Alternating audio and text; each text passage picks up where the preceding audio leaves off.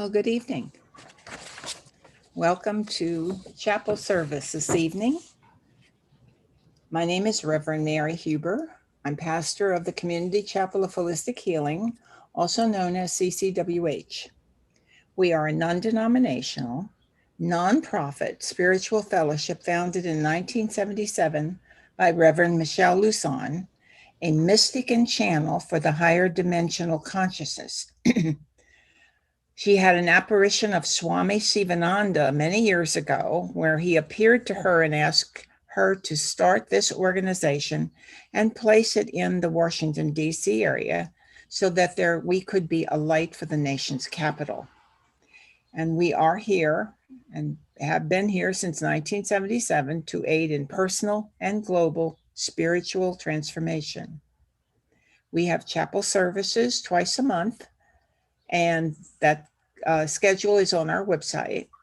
We also send distant healing, and we do have a prayer list, which you can place somebody's name on if you would like to submit that name to us. And you go to the website and it gives you the directions there. So at this time, those who are present on Zoom, if you would mute your microphones if you haven't already done. And we usually begin every service and most of our meetings with the recitation of the three, what we call the three healers. They are the affirmations of faith, hope, and charity. I believe in the spiritual existence of myself as a perfect image of the divine creator.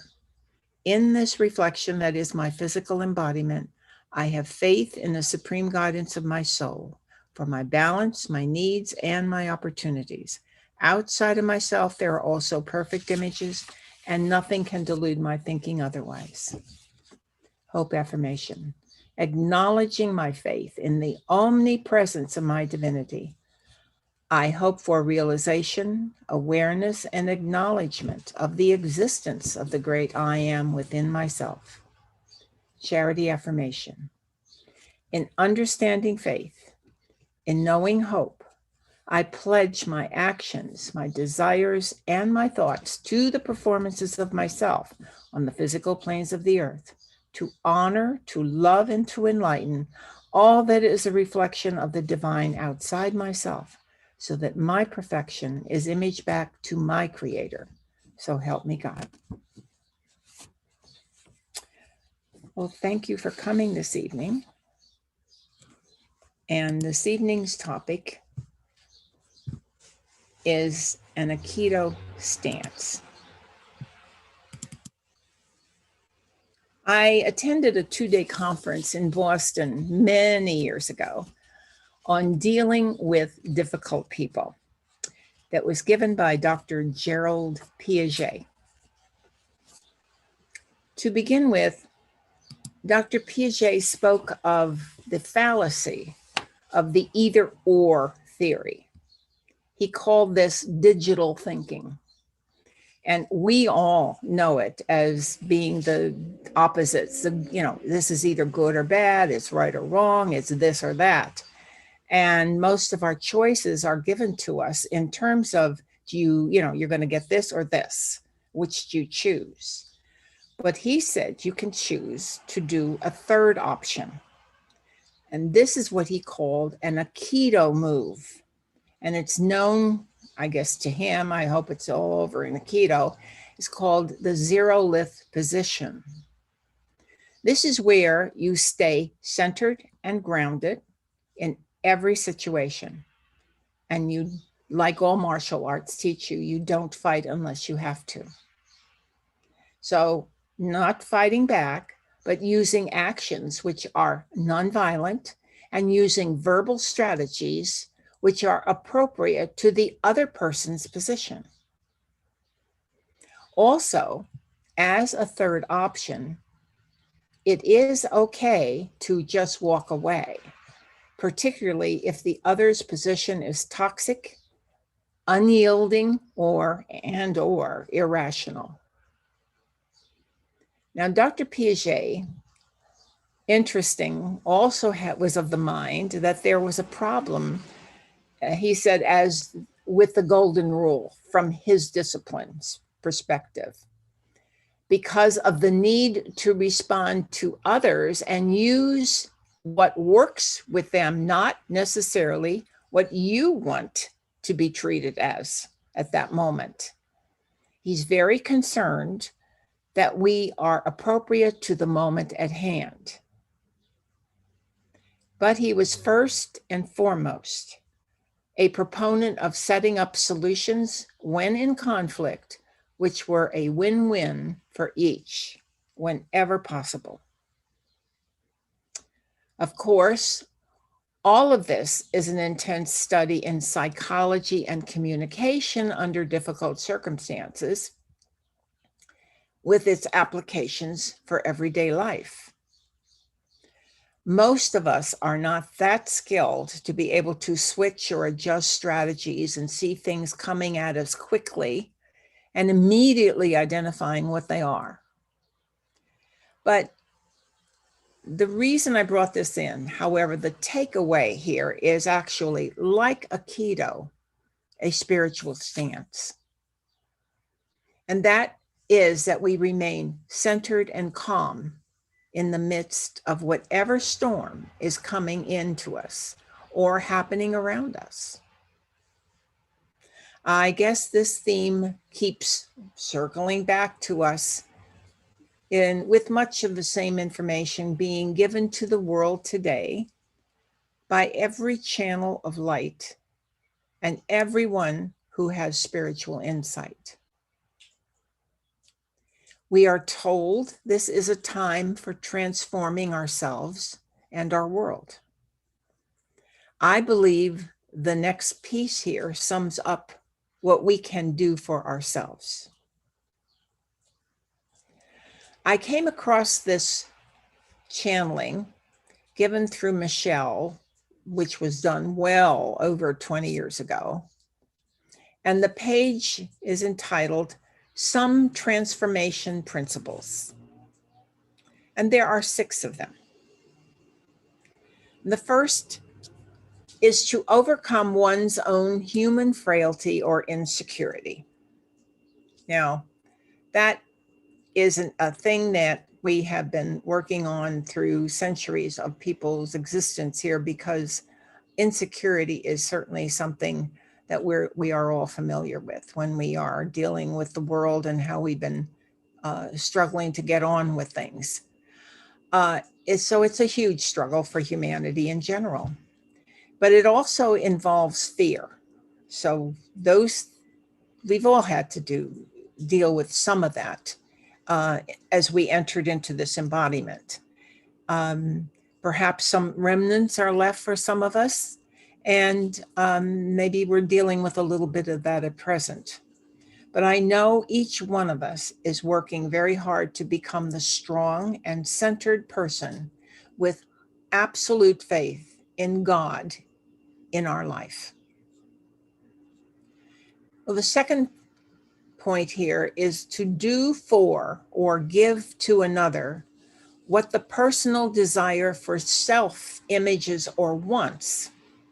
In other words, a true gift from the heart. Now, having just said that about Dr. Piaget is worrying about or concerned about in his world about the golden rule, this sort of brings up that flavor of the golden rule again here.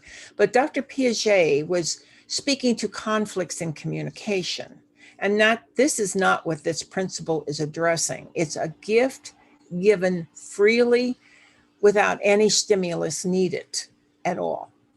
It comes from the heart. That's where we can match another person easily. And the third point, to prepare a program or a blueprint of where one desires to go on one's own spiritual sojourn. Now, here is where our inner promptings are important. By going to God within ourselves and seeking to understand what our next steps would be to take, we ask here of God in deep meditation where to direct us. Our next spiritual steps are important in the overall picture of our humans' experience lived under God's law. It is the important next step for the soul. And the fourth point, to set aside time each day for spiritual thoughts of how more than two gathered together can create aid to many for social transformation. Well, this paper, having been written well over 20 years ago, has foretold this time actually happening. This is an ongoing event happening in society every day, very evidently, that this part of these points are being addressed. And we still have more to do, obviously. We're not near halfway even yet to get there. The fifth point, to feed the physical body with the same spiritual concern that one would feed the soul. So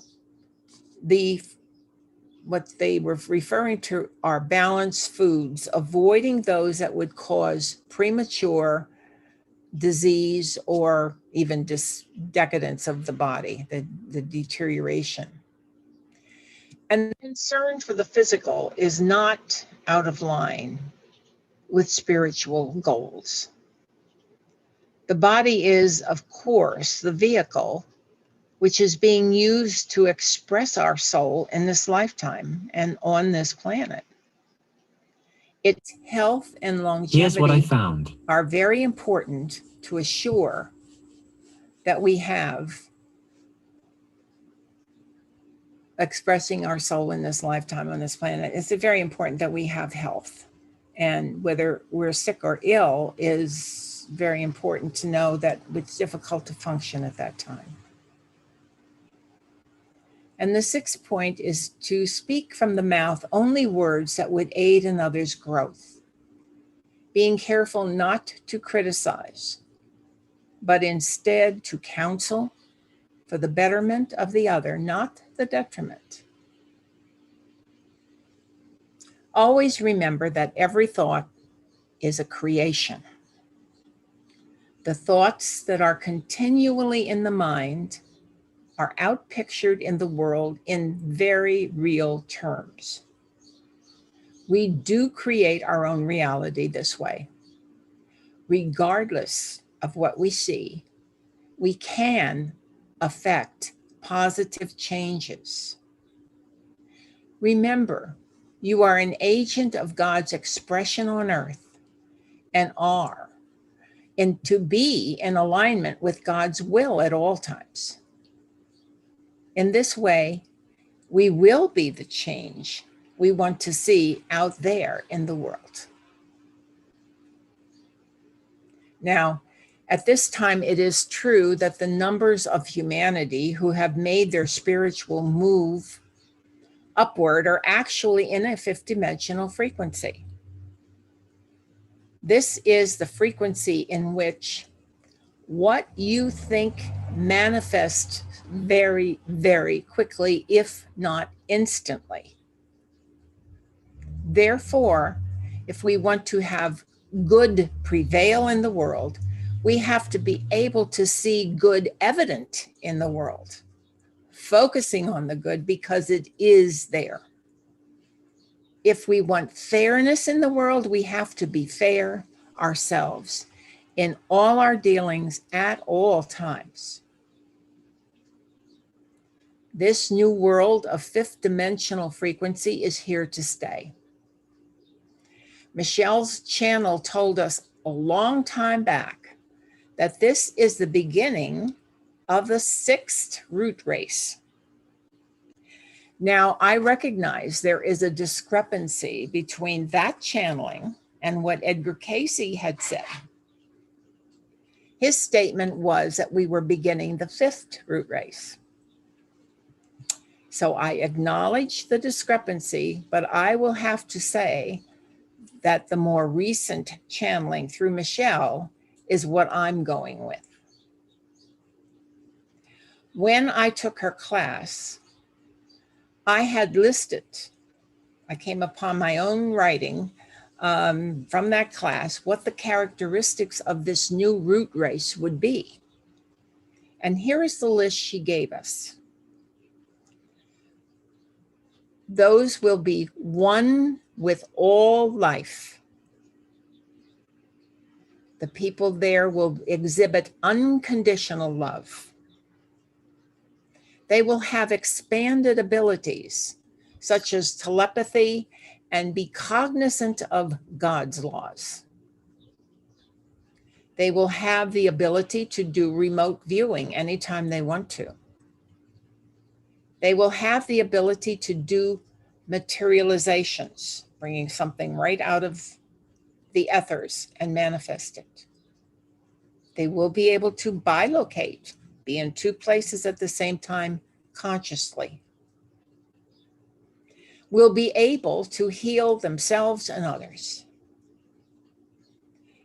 Their life will be without karma.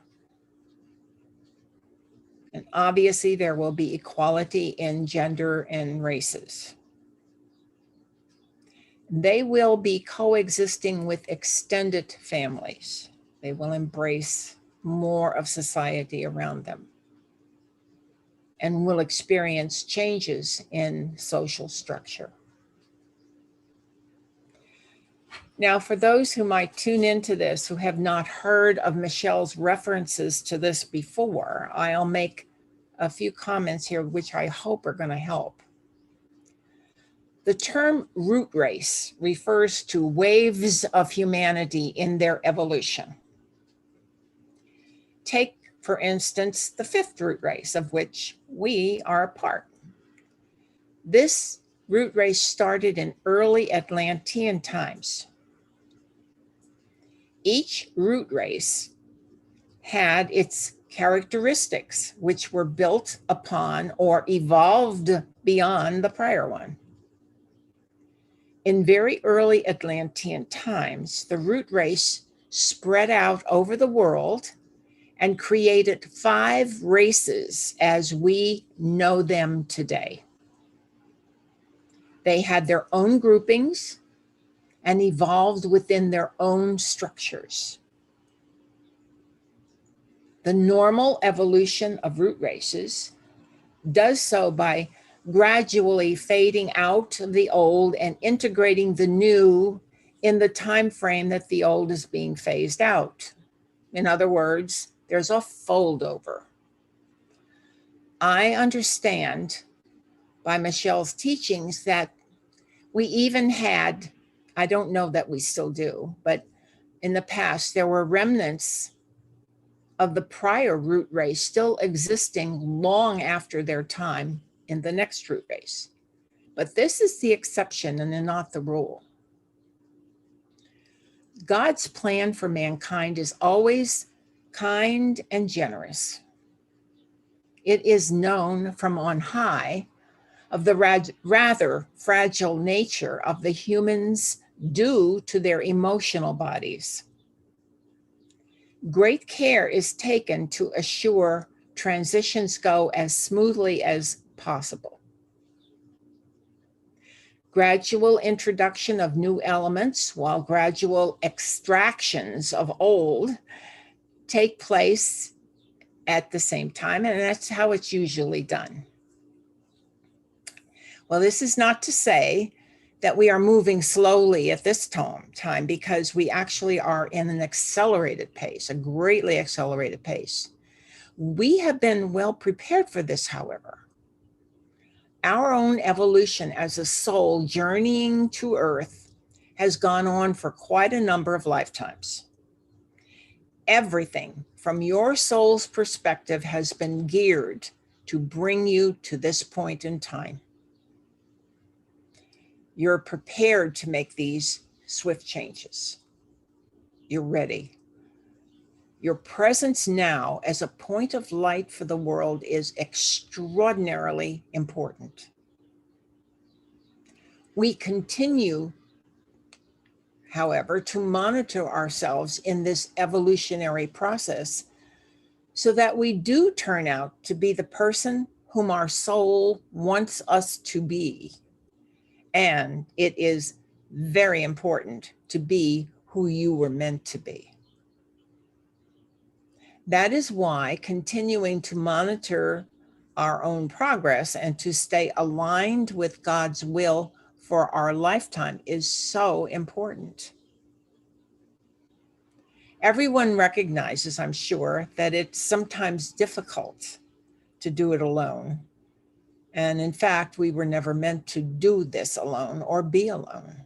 It's important to find like-minded spiritual people and align yourself with them so that you stay true to your course. Help ye one another was one of Jesus' last requests of his disciples. On our own, however, we can also pursue expanding consciousness through spiritual studies and also what is termed self-help books. However, if one wants to examine one's own propensities and tendencies, there are many interesting ways to do this. Astrological profiles are interesting and with the proper guidance can be very useful. In my own world, probably the earliest revealing and helpful tool that I had was exposed to and then studied was the Myers-Briggs test. And most of you are familiar with this one. Later, working with Michelle's identical twin, Dottie, I studied with her and became very familiar with the self-analysis tool she developed. That is also an eye-opener when looking to see where one stands. Of course, the great work done through Michelle's channel was and still is a creative wellness program. In that program, you can identify your personality typing and have the tools to be used within the typing to aid in perfecting yourself. Of course, any of this you might call self-profiling, which is very important.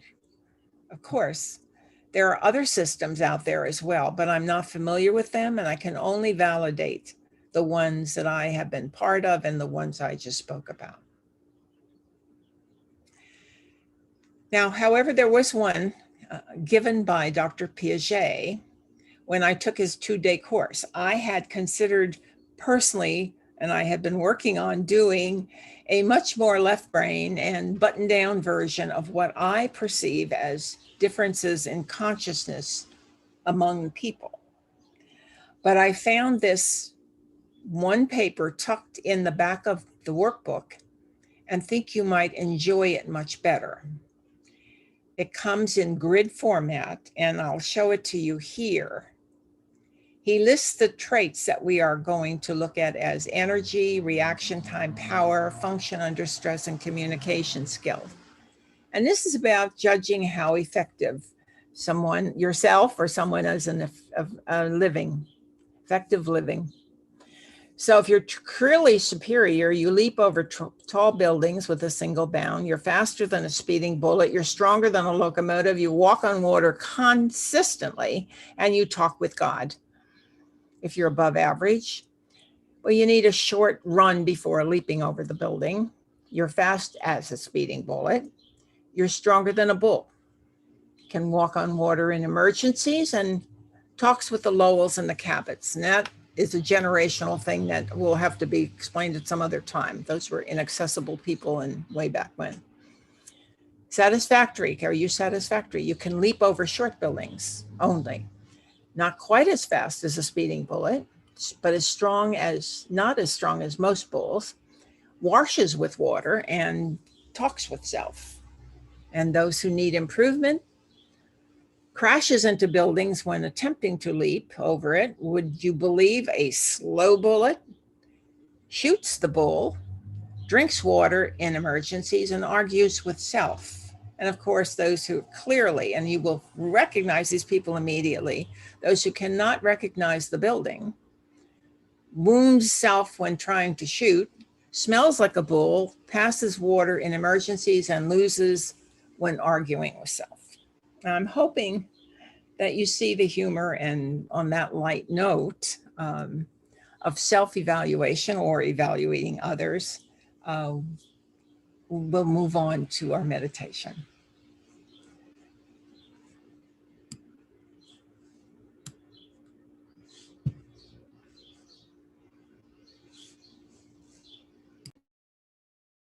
We begin by taking deep breaths in and out.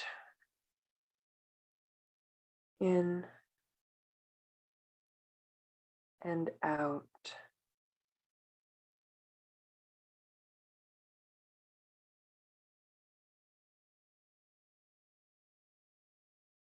Deep breaths in and deep breaths out. As we draw our attention to our bodies, sitting firmly on the ground.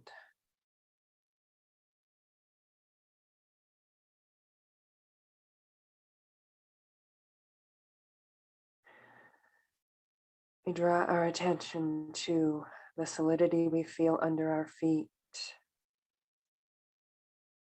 We feel ourselves really settle down into our bodies and further down into the ground.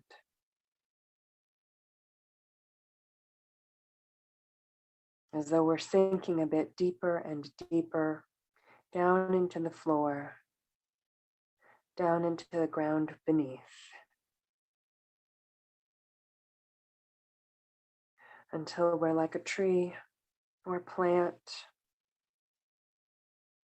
or perhaps some burrowing animal or rock, settled in the ground, where we have a firm, solid place. Here we know we can rest, we can rejuvenate. We feel ourselves sending outside of ourselves, outside of our bodies, outside of our fields, any energy that is no longer helpful to us. It flows out of us. It flows out of our feet. It seeps out of our pores. It sinks down to the ground. We let it go.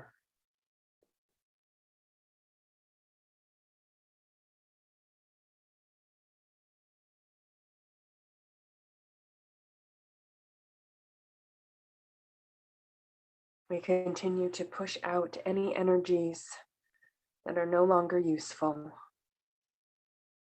making sure they are cleared from us, from our physical, mental, emotional, spiritual bodies. We may see these negative energies or these lower energies or these heavier energies, these not useful energies around us, and they dissipate into the ground, being drawn off by Mother Earth to be utilized by other creatures.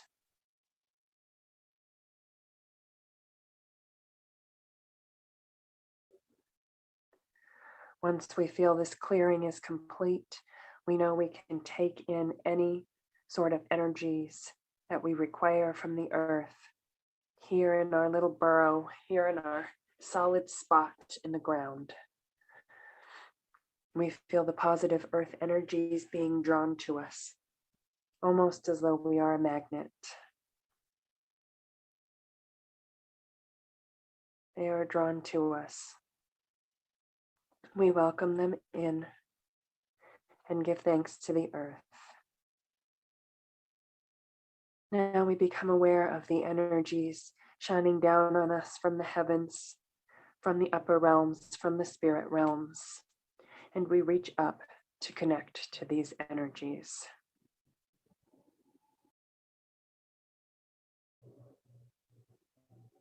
We feel our solid connection with spirit.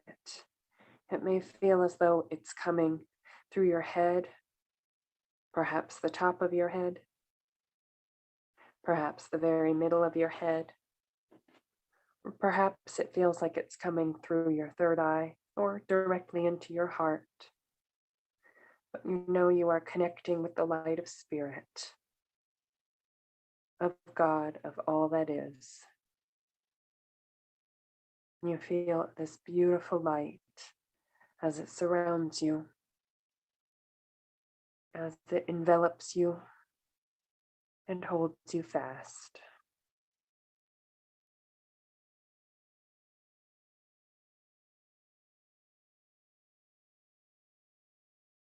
We let the light continue to envelop us,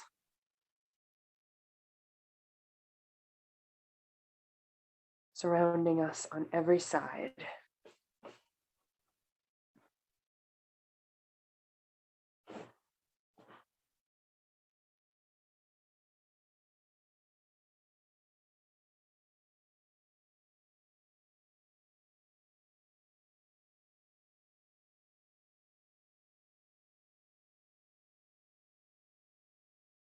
Once we feel our circle of light is built, we give thanks to Spirit. We give thanks to the earth. And we know now we can safely travel to our inner temple, our place of meditation and healing and light. We go there now. It can be any place we imagine.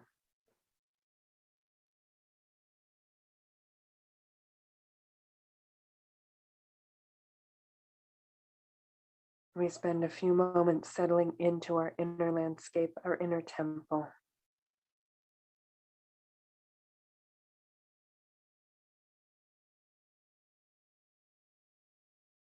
Readying ourselves for our meditative journey.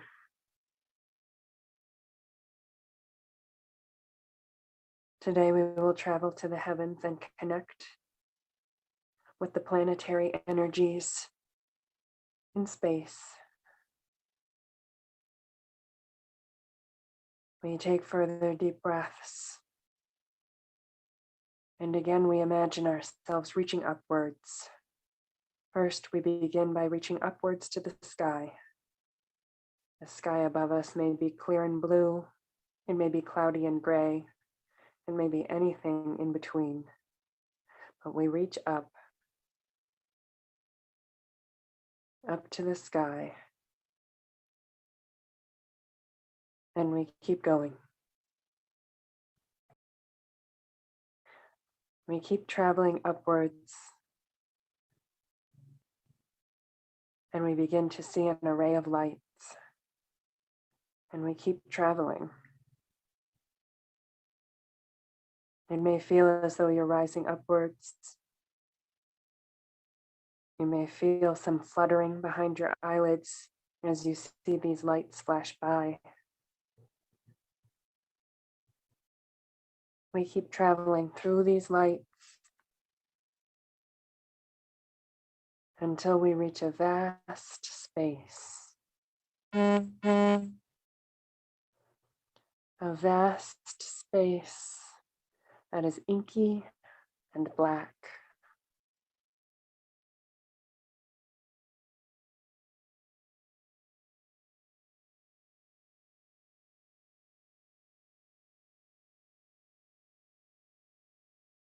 It is dark and cool and quiet.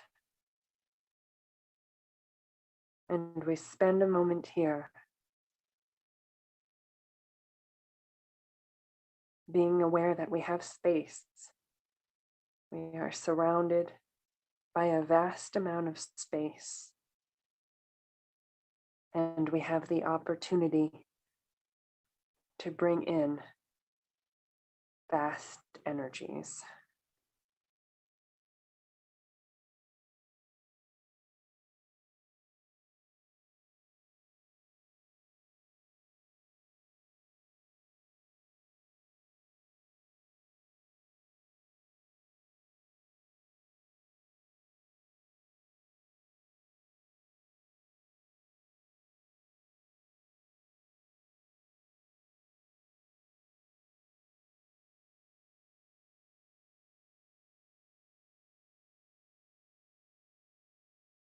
After spending a moment here, we begin our travels to bring in some specific planetary energies.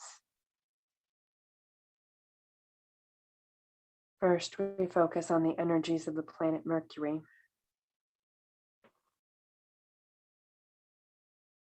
These planetary energies are associated with travel, with communication, with interconnectedness.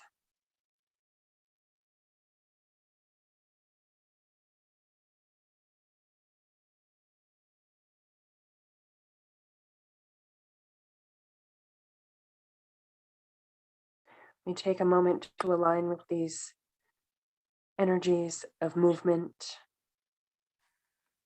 these messenger energies. We feel ourselves surrounded by them.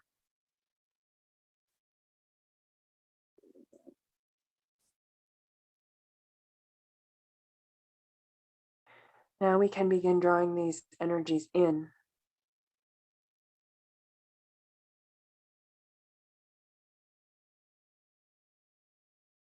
We may feel drawn to bring them into ourselves. Or perhaps we feel ourselves guided to send these mercurial energies elsewhere, to another situation or person or place where they may be of use. We take a moment now to direct energies of communication, of travel,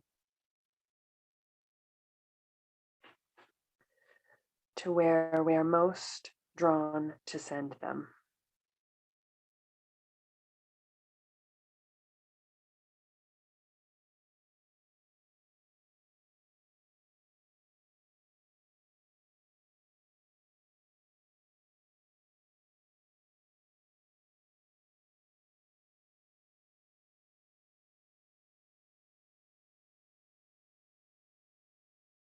Giving thanks to the energies of Mercury, we now move to a different planet, the planet of Mars. The energies here are very different. Here we have warrior energies, not necessarily warlike, but strong. These energies of the spiritual warrior, of strength,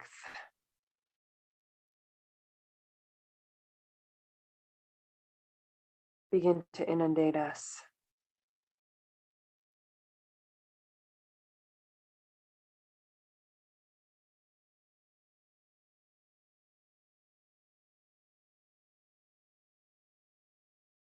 Encouraging us to be more assertive,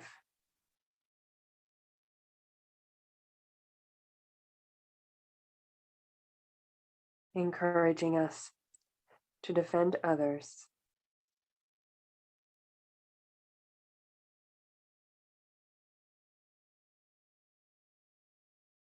encouraging us that we are free to go out and get what we need or what we desire.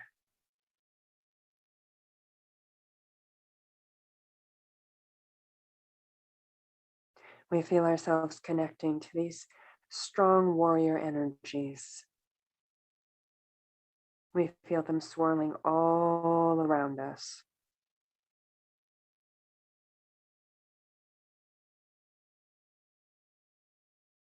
These energies may make us think of a particular color.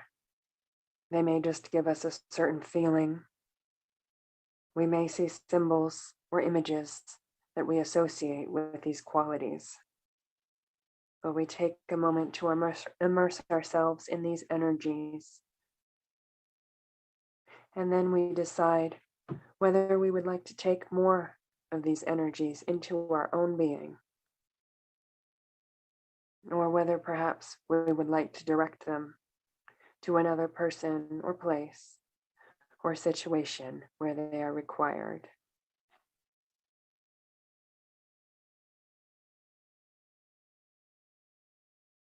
We direct these Martian energies to where they are most needed now.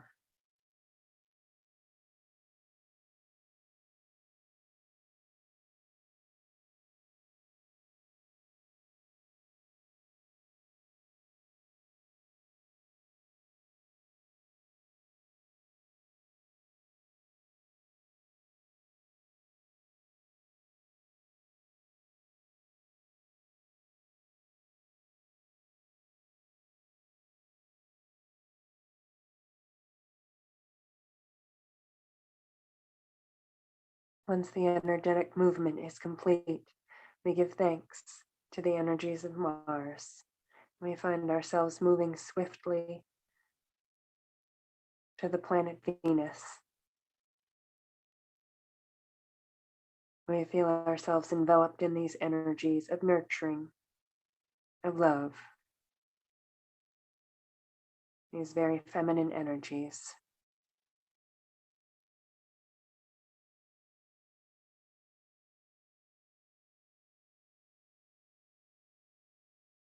We take some time to call up any images, any words or symbols,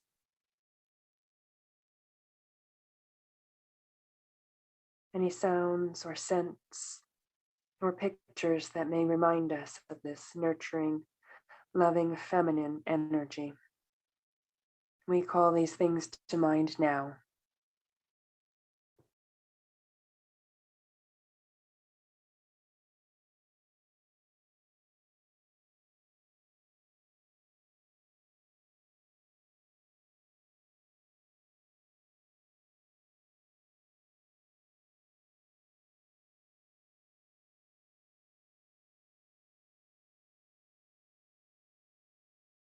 After we feel we have really connected to these energies of Venus,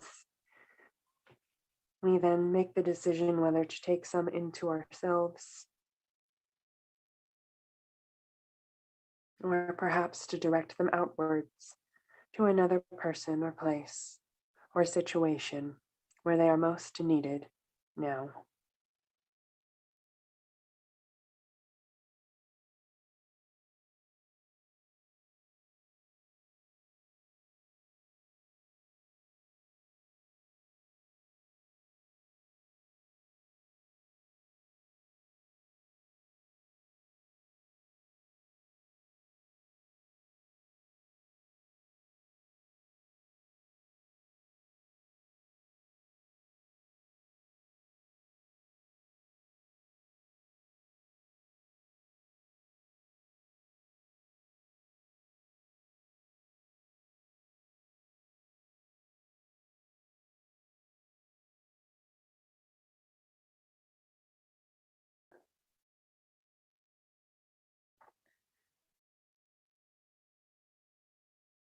We take another few moments to really gather this Venusian energy towards us,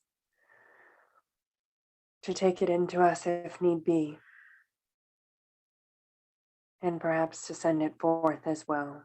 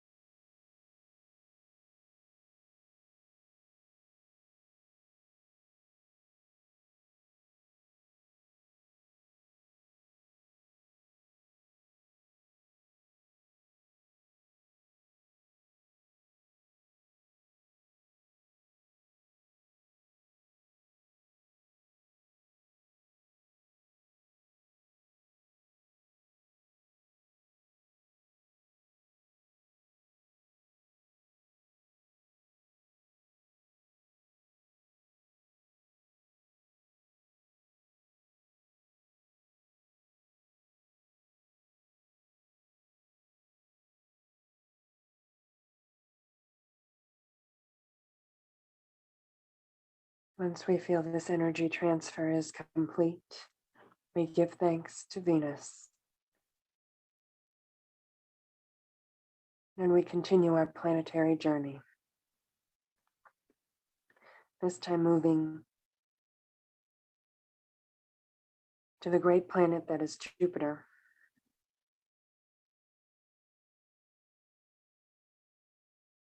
Drawing near, we find ourselves surrounded by Jupiter's massive energy.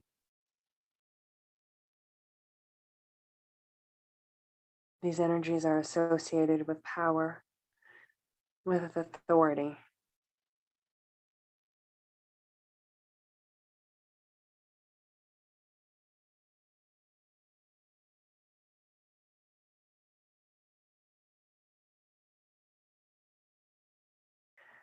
We feel ourselves becoming more and more aware of how these energies feel to us and what they mean to us.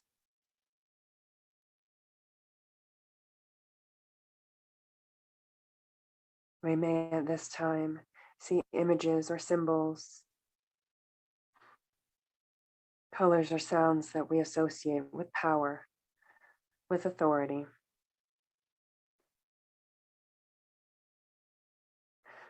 As we continue to connect with these massive energies.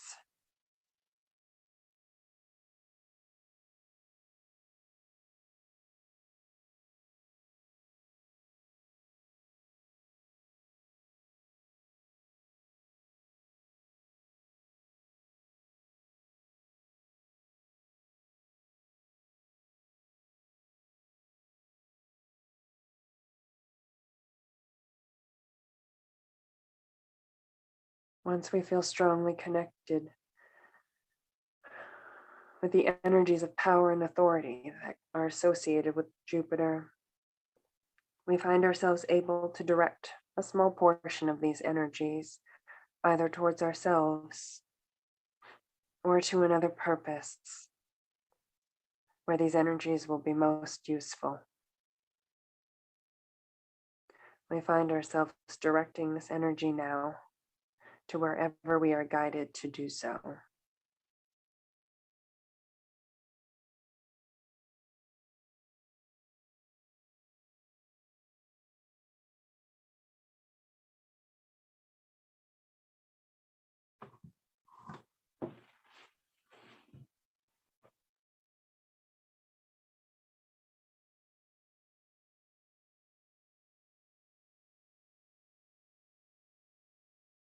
We continue for a moment, sending forth this energy, pouring its light and strength towards wherever it will do the most good.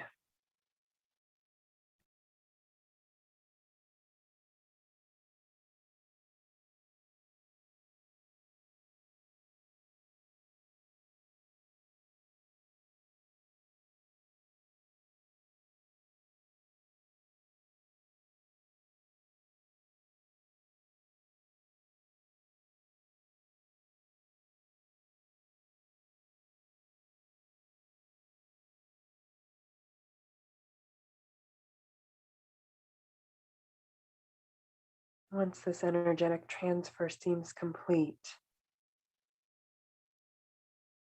we give thanks to the energies of Jupiter, and we begin our travels to the last of the planets we will visit on this journey, the energies of Saturn.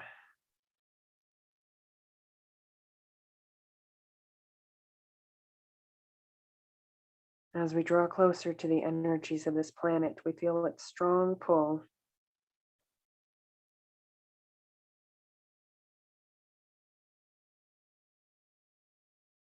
We feel the pull of the energies associated with Saturn, the taskmaster, the bringer of order.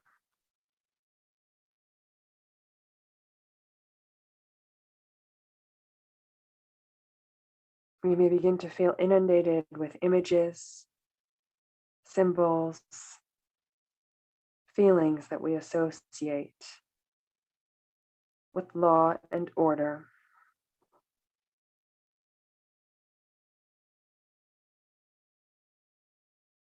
And we take a moment to really connect with these energies.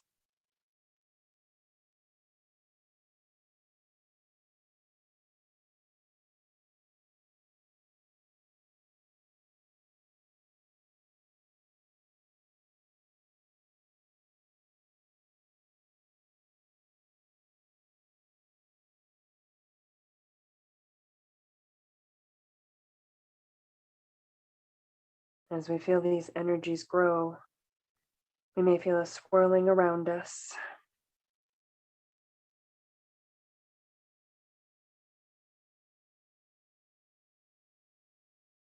Or perhaps more like neat soldier energies marching in. But we feel our ability to direct this energy either to ourselves, to something in our own life, or perhaps to something outside of ourselves. A person, place, or situation that would most benefit from more energies of order, of organization, of completion. We take a moment to send forth these energies as we are guided to do so.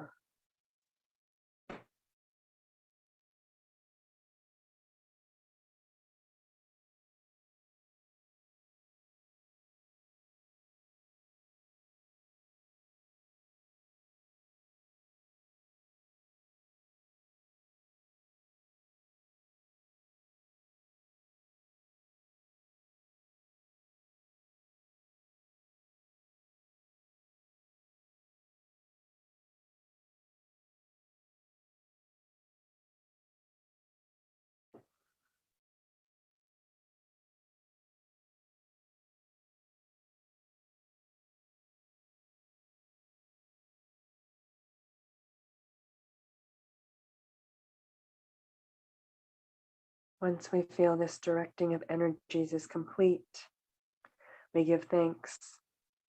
We give a special thanks to Saturn, a general thanks to all the planets, those we spoke of today and all the many others. And we feel ourselves one more time taking in the vastness of space before we take a large step back to our own inner temple. We take a moment here to regroup, to quiet ourselves, to feel ourselves pulling our energies back to earth.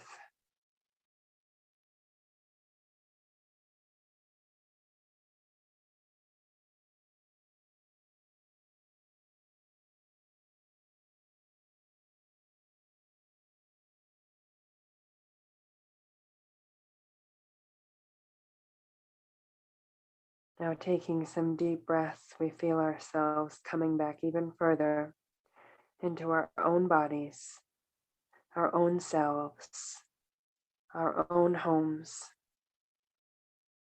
returning slowly but steadily.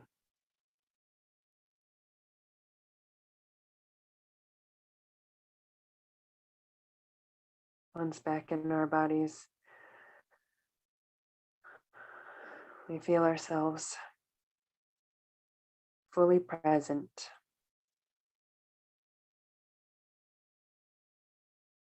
Welcome back, and thank you.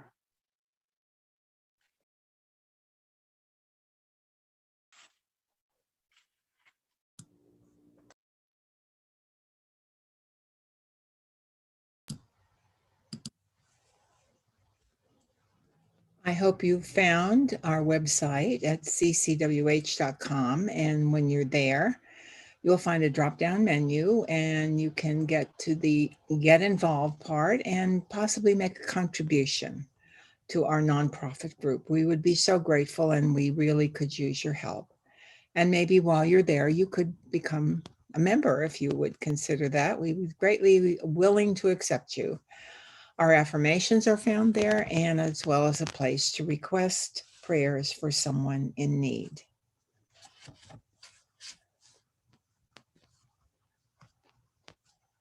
There's our affirmation.